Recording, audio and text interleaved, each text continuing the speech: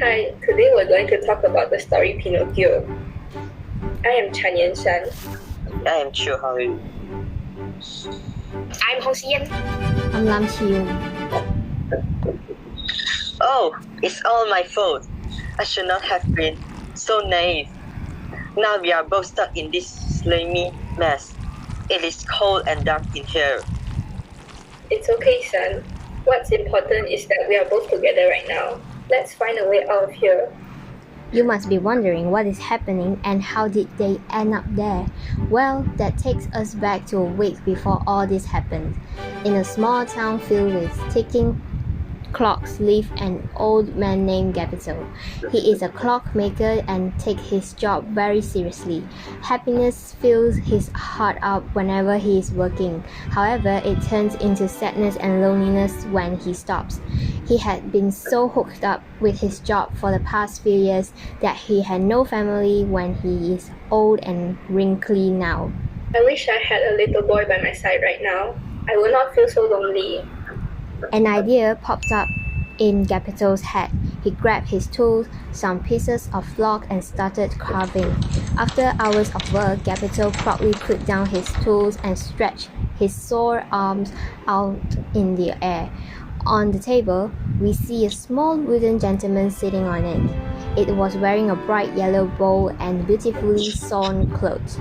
I shall name you Pinocchio. If only you were a real boy, I could teach you how to make clocks, and you can continue my business. Gepetto gently placed Pinocchio on the shelf and proceeded to clean up his workspace. Good night, Pinocchio. See you tomorrow.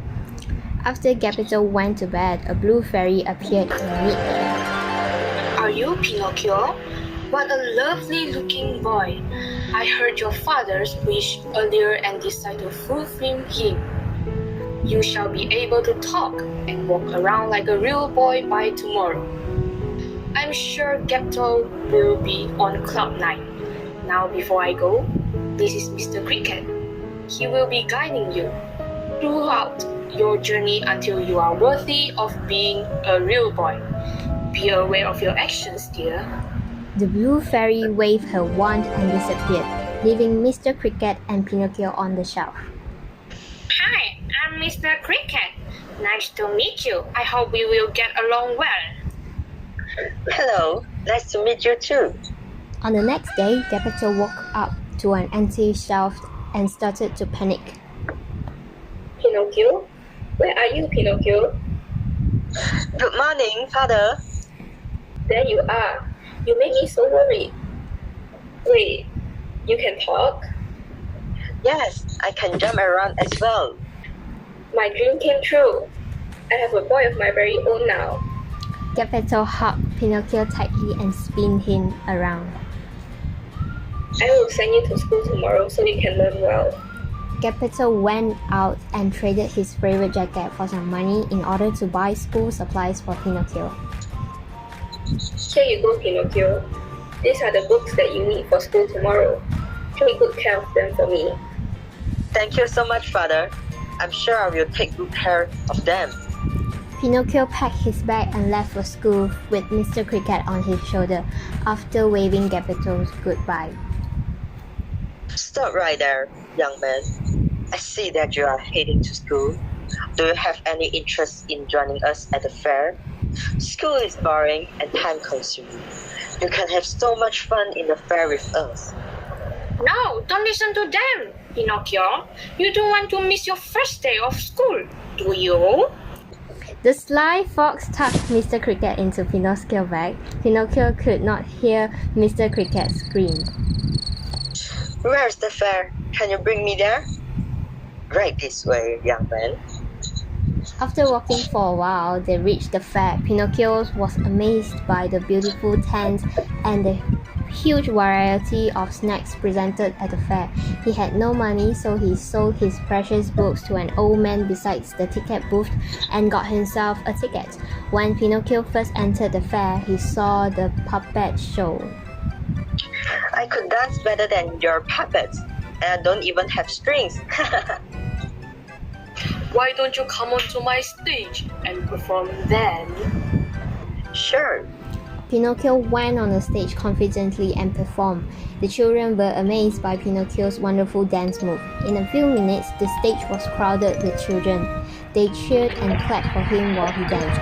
Everyone gave the puppet man money when the shows ended. Wow, I underestimate you, young man. Here is your share for the performing just now. You are very much welcome to perform on my stage any day. Soon enough, it was time to go back home. Pinocchio skipped his way back home while humming a happy tune. You should have gone to school, Pinocchio. Your father would be really disappointed if he knew you did not go to school. Come on, it is no big deal, Mr. Cricket. I even earned some money. It is fun. Mr. Cricket kept quiet on the rest of the way home. They finally arrived at the front doorstep of Gepetto's house. How was school, son? Was it fun? Did you make a lot of friends? It was fun, Father. I learned a lot about animals today. Everyone liked me. My teachers even rewarded me with $10 for answering all the questions correctly. Really? That's great, my boy. I'm proud of you. Can you show me your books? I want to learn about the animals. Oh, I'm afraid I can't. My teacher wanted us to leave our books at school to avoid students from forgetting to bring their books. Suddenly, Pinocchio's nose started to grow longer and longer. Both his father and him were shocked by what they saw. What is happening to your nose? Why is it growing? I have no idea, Father. How do I make it stop? Oh no, this is bad. Just as Pinocchio and Geppetto were worrying about Pinocchio's long nose, the blue fairy appeared. You lied, didn't you, Pinocchio? Your nose grows longer whenever you lie. Pinocchio lowered his head, face flushed with redness. He stared at the floor quietly. He did not expect his lies to be exposed. Geppetto looked at him in disbelief. I went to a fair today And I lost my books in the fair. Pinocchio's nose grew longer. Fine. I sold the books to an old man to buy myself a ticket to the fair. Mr. Cricket shook his head with disappointment as Pinocchio continued his story. I performed on a stage in the fair and got some money from the performance. It made me feel very happy. Slowly, Pinocchio's nose shrunk back to its original state. I'm sorry, Father. I should have listened to Mr. Cricket and studied well in school instead of going to the fair. Please forgive me. Promise you won't do that again? I promise. I see you have learned your lesson, my dear. Here are your books you sold to the man earlier today. Promise me you will be honest. I will not help you twice.